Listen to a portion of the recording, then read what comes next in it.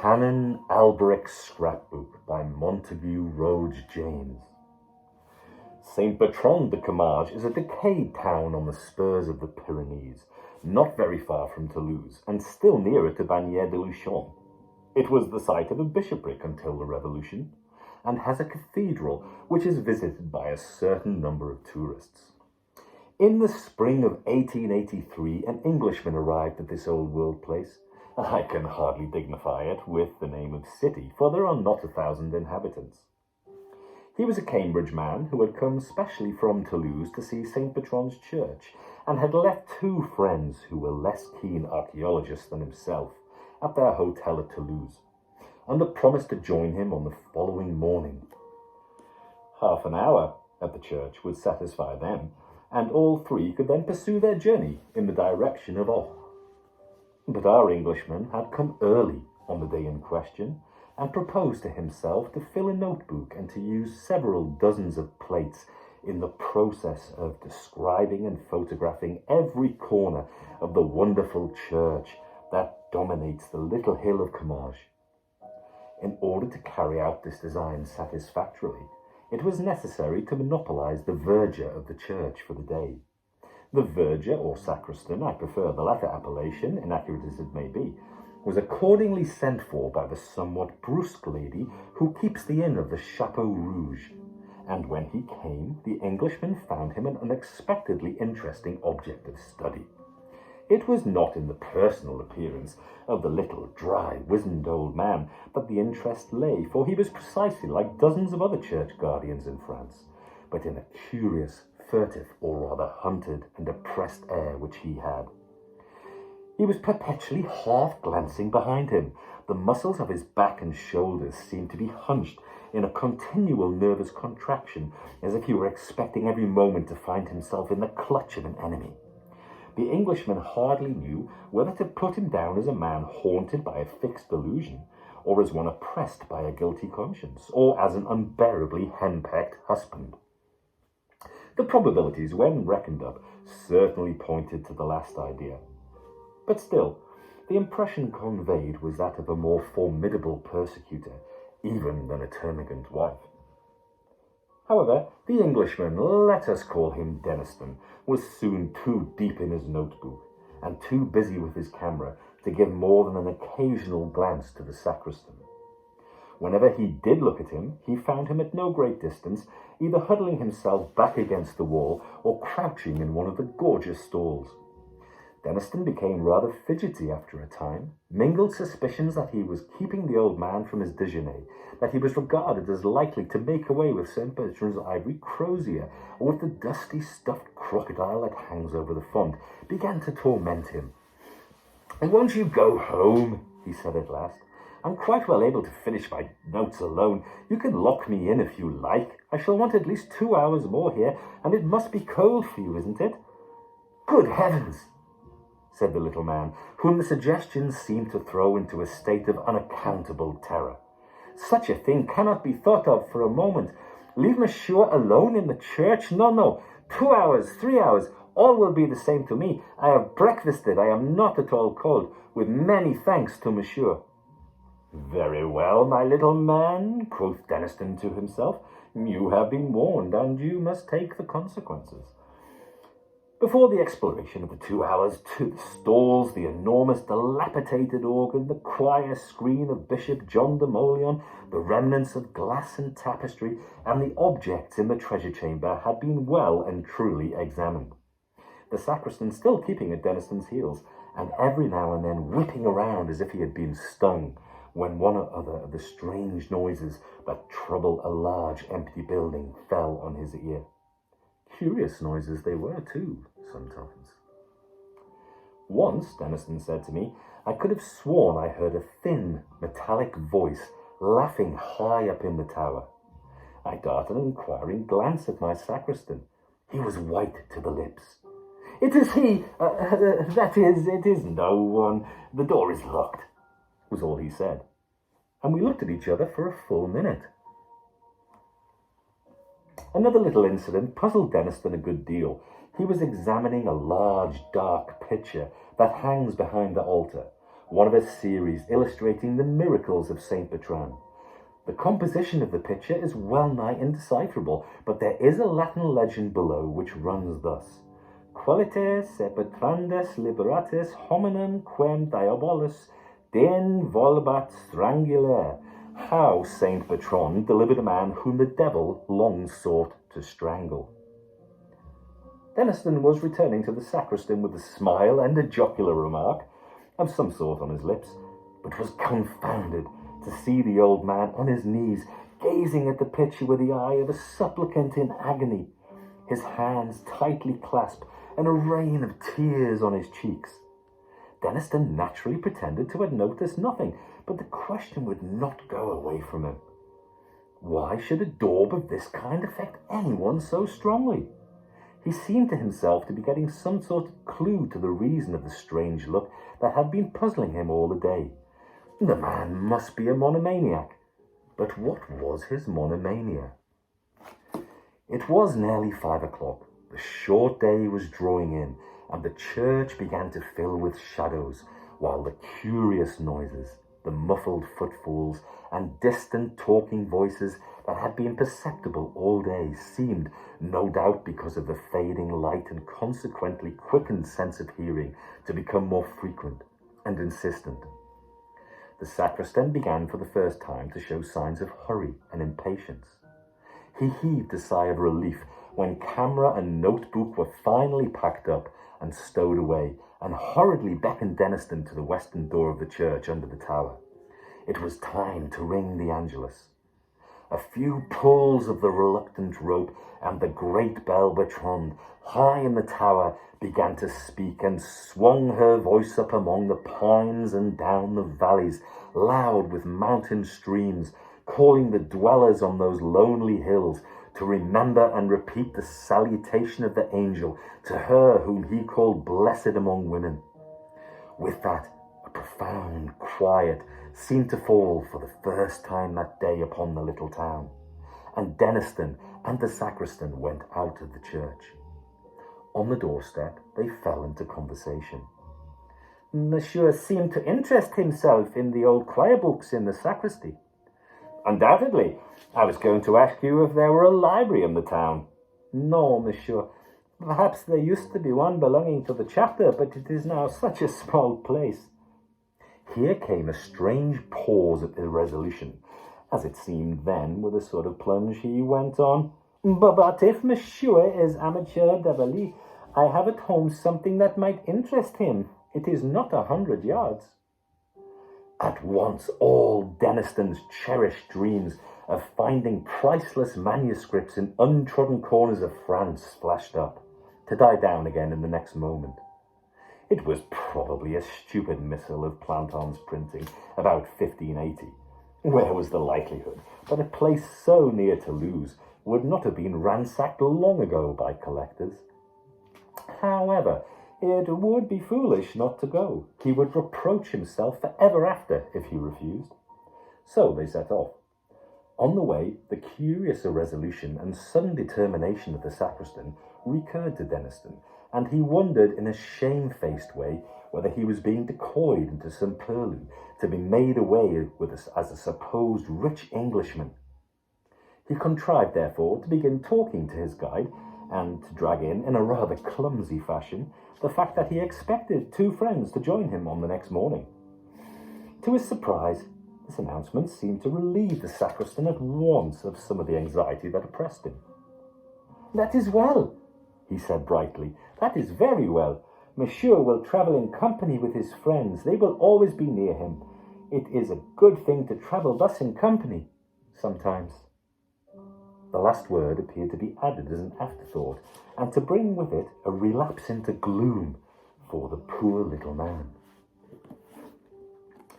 They were soon at the house, which was one rather larger than its neighbours, stone-built, with a shield carved over the door, the shield of Alberic de Mauleon, a collateral descendant, Denniston tells me, of Bishop John de Mauleon. This Alberic was a canon of Comminges from 1680 to 1701. The upper windows of the mansion were boarded up, and the whole place bore, as does the rest of Comminges, the aspect of decaying age. Arrived on his doorstep, the sacristan paused a moment. "Perhaps," he said, "perhaps after all, Monsieur has not the time." "Not at all. Lots of time. Nothing to do till tomorrow. Let us see what it is you have got." The door was opened at this point, and a face looked out, a face far younger than the sacristan's, but bearing something of the same distressing look. Only here it seemed to be the mark not so much of fear for personal safety as of acute anxiety on behalf of another.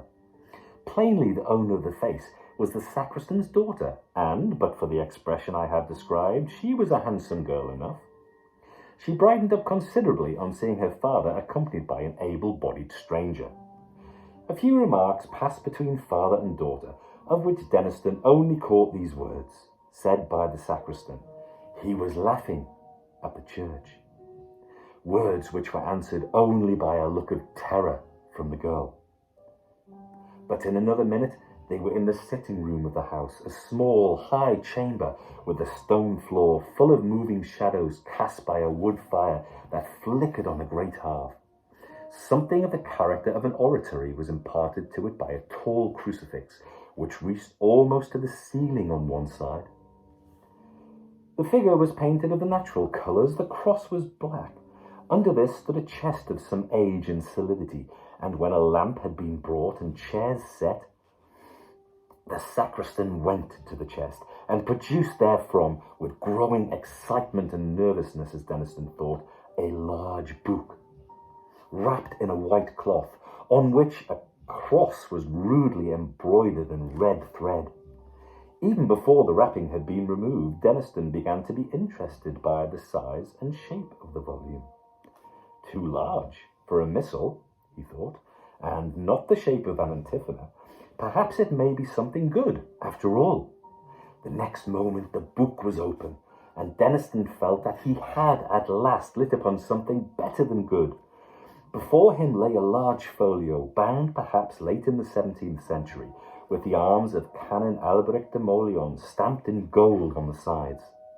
There may have been 150 leaves of paper in the book, and on almost every one of them was fastened a leaf from an illuminated manuscript. Such a collection Denniston had hardly dreamed of in his wildest moments. Here were 10 leaves from a copy of Genesis, illustrated with pictures, which could be no later than AD 700.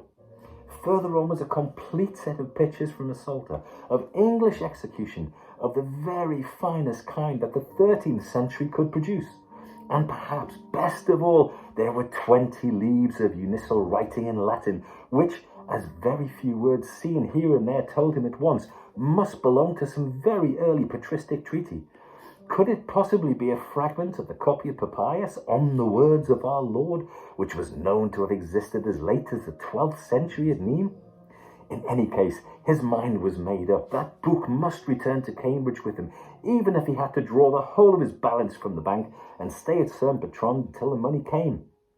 He glanced up at the sacristan to see if his face yielded any hint that the book was for sale. The sacristan was pale, and his lips were working. "If Monsieur will turn on to the end," he said. So Monsieur turned on, meeting new treasures at every rise of a leaf, and at the end of the book he came upon 2 sheets of paper of much more recent date than anything he had yet seen, which puzzled him considerably. They must be contemporary, he decided, with the unprincipled Canon Alberic, who had doubtless plundered the chapter library of Saint Bertrand to form this priceless scrapbook. On the first of the paper sheets was a plan, carefully drawn and instantly recognizable by a person who knew the ground, of the South Island cloisters of Saint Bertrand. There were curious signs looking like planetary symbols, and a few Hebrew words in the corners, and in the northwest angle of the cloister was a cross drawn in gold paint. Below the plan were some lines of writing in Latin, which ran thus: "Answers of the 12th of December, 1694. It was asked, 'Shall I find it?' Answer, 'Thou shalt.' Shall I become rich? Thou wilt. Shall I live an object of envy? Thou wilt. Shall I die in my bed? Thou wilt. A good specimen of the treasure hunter's record quite reminds me one of Mr. Minor Canon Quatermain in Old St. Paul's, was Deniston's comment, and he turned the leaf. What he saw then impressed him, as he has often told me, more than he could have conceived any drawing or picture capable of impressing him, and though the drawing he saw is no longer in existence, there is a photograph of it which I possess, which fully bears out that statement. The picture in question was a sepia drawing at the end of the 17th century, representing, one would at first sight, a biblical scene for the architecture. The picture represented an interior and the figures that had semi-classical flavour about them, which the artists of 200 years ago thought appropriate to illustrations of the Bible. On the right was a king on his throne. The throne elevated on 12 steps, a canopy overhead, soldiers on either side. Evidently King Solomon. He was bending forward with outstretched sceptre, in attitude of command. His face expressed horror and disgust, yet there was in it also the mark of imperious command and confident power. The left half of the picture was the strangest, however, the interest plainly centred there. On the pavement, before the throne, were grouped 4 soldiers, surrounding a crouching figure which must be described in a moment. A 5th soldier lay dead on the pavement, his neck distorted and his eyeballs starting from his head. The 4 surrounding guards were looking at the king. In their faces, the sentiment of horror was intensified.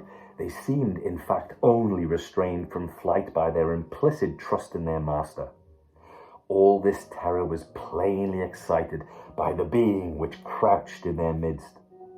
I entirely despair of conveying by any words the impression which this figure makes upon anyone who looks at it. I recollect once showing the photograph of the drawing to a lecturer on morphology, a person of, I was going to say, abnormally sane and unimaginative habits of mind.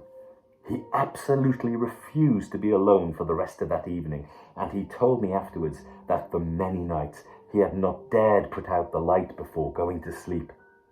However, the main traits of the figure I can at least indicate. At first, you saw only a mass of coarse, matted black hair. Presently it was seen that this covered a body of fearful thinness, almost a skeleton, but with the muscles standing out like wires. The hands were of a dusky pallor, covered like the body with long, coarse hairs and hideously taloned. The eyes, touched in with a burning yellow, had intensely black pupils and were fixed upon the throned king with a look of beast-like hate. Imagine one of the awful bird-catching spiders of South America translated into human form and endowed with intelligence just less than human, and you will have some faint conception of the terror inspired by this appalling effigy. One remark is universally made by those to whom I have shown the picture. It was drawn from the life. As soon as the first shock of this irresistible fright had subsided, Deniston stole a look at his hosts. The sacristan's hands were pressed upon his eyes. His daughter, looking up at the cross on the wall, was telling her beads feverishly. At last the question was asked, "Is the book for sale?" There was the same hesitation, the same plunge of determination that he had noticed before, and then came the welcome answer. "If monsieur pleases." "How much do you ask for it?" "I will take 250 francs. This was confounding. Even a collector's conscience is sometimes stirred, and Deniston's conscience was tenderer than a collector's. "My good man," he said again and again, "your book is worth far more than 250 francs, I assure you, far more." But the answer did not vary. "I will take 250 francs, not more." There was really no possibility of refusing such a chance. The money was paid, the receipt signed, a glass of wine drunk over the transaction, and then the sacristan seemed to become a new man. He stood upright. He ceased to throw those suspicious glances behind him. He actually laughed, or tried to laugh. Deniston rose to go. "I shall have the honour of accompanying Monsieur to the hotel," said the sacristan. "Oh, no, thanks. It isn't 100 yards. I know the way perfectly, and there is a moon." The offer was pressed 3 or 4 times, and refused as often. "Then Monsieur will summon me. If he finds occasion, he will keep the middle of the road. The sides are so rough." Certainly, said Deniston, who was impatient to examine his prize by himself, and he stepped out into the passage with his book under his arm. Here he was met by the daughter. She, it appeared, was anxious to do a little business on her own account, perhaps, like Gehazi, to take somewhat from the foreigner whom her father had spared. "A silver crucifix and chain for the neck. Monsieur would perhaps be good enough to accept it?" Well, really, Deniston hadn't much use for these things. What did mademoiselle want for it? Nothing in the world. Monsieur is more than welcome to it." This tone in which this was said was unmistakably genuine, so that Deniston was reduced to profuse thanks, and submitted to have the chain put around his neck. It really seemed as if he had rendered the father and daughter some service, which they hardly knew how to repay. And he set off with his book. They stood at the door looking after him, and they were still looking when he waved them a last good night from the steps of the Chapeau Rouge. Dinner was over, and Deniston was in his bedroom, shut up alone with his acquisition. The landlady had manifested a particular interest in him, since he told her that he had paid a visit to the sacristan and bought an old book from him. He thought, too, that he had heard a hurried dialogue between her and said sacristan in the passage outside the salle à manger. Some words to the effect that Pierre and Bertrand would be sleeping in the house had closed the conversation. All this time, a growing feeling of discomfort had been creeping over him. Nervous reaction, perhaps, after the delight of his discovery. Whatever it was, it resulted in a conviction that there was someone behind him, and that he was far more comfortable with his back to the wall. All this, of course, weighed light in the balance as against the obvious value of the collection he had acquired. And now, as I said, he was alone in his bedroom, taking stock of Canon Alberic's treasures, in which every moment revealed something more charming. "Bless Canon Alberic," said Deniston, who had an inveterate habit of talking to himself. "I wonder where he is now. Dear me, I wish that landlady would learn to laugh in a more cheering manner. It makes one feel as if there was someone dead in the house. Half a pipe more, did you say? I think perhaps you were right. I wonder what that crucifix is the young woman insisted on giving me. Last century, I suppose. Yes, probably. It is rather a nuisance of a thing to have round one's neck. Just too heavy. Most likely her father has been wearing it for years. I think I might give it a clean before I put it away." He had taken the crucifix off and laid it on the table when his attention was caught by an object lying on the red cloth just below his left elbow. 2 or 3 ideas of what it might be flitted through his brain with their own incalculable quickness. A pen wiper? No such thing in the house. A rat? No, too black. A large spider? Trust to goodness not. No. Good God! A hand, like the hand in that picture. In another infinitesimal flash he had taken it in. Pale, dusky skin, covering nothing but bones and tendons of appalling strength, coarse black hairs longer than ever grew on a human hand, nails rising from the end of the fingers and curving sharply down and forward, grey, horny and wrinkled. He flew out of his chair with deadly, inconceivable terror clutching at his heart. The shape, whose left hand rested on the table, was rising to a standing posture behind his seat. Its right hand crooked above his scalp.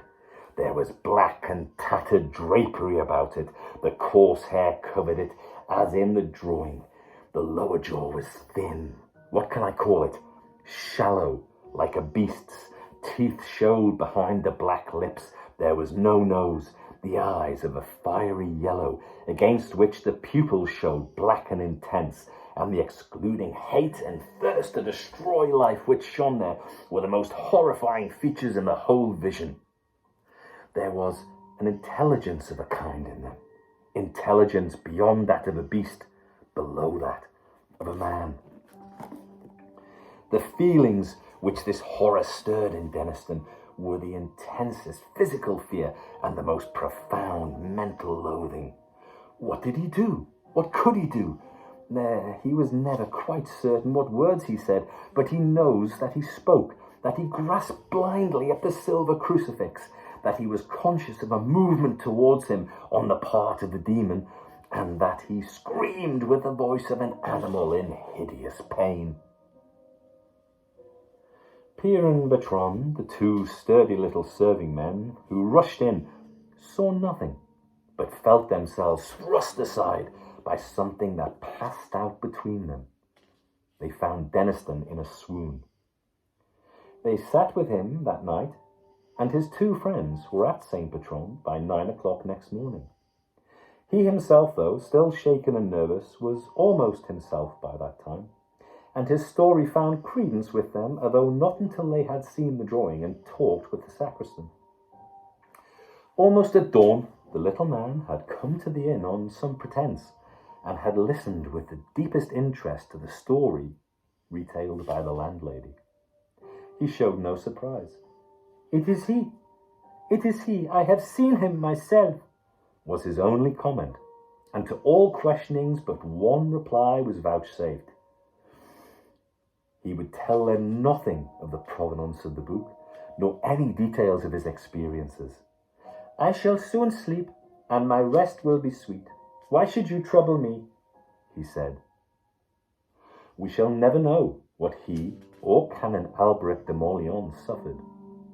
At the back of that fateful drawing were some lines of writing which may be supposed to throw light on the situation. The Gala Christiana gives the date of the canon's death as December the 31st, 1701, in bed of a sudden seizure. Details of this kind are not common in the great work of the Summatari. I have never quite understood what Denniston's view of the events I have narrated. He quoted to me once a test from Ecclesiasticus. "Some spirits there are that are created for vengeance, and in their fury lay on sore strokes." On another occasion, he said, "Isaiah was a very sensible man. Doesn't he say something about night monsters living in the ruins of Babylon? These things are rather beyond us at present." Another confidence of his impressed me rather, and I sympathize with it. We had been last year to Comminges to see Canon Alberic's tomb. It is a great marble erection with an effigy to the canon in a large wig and soutane, and an elaborate eulogy of his learning below. I saw Denniston talking for some time with the vicar of St. Bertrand's, and as we drove away, he said to me, "I hope it isn't wrong. You know I am Presbyterian, but I believe there will be saying of Mass and singing of dirges for Alberic de Morlion's rest." Then he added, with a touch of the northern British in his tone, "I had no notion they came so dear." The book is in the Wentworth collection at Cambridge. The drawing was photographed and then burned by Denniston on the day when he left Comminges, on the occasion of his first visit.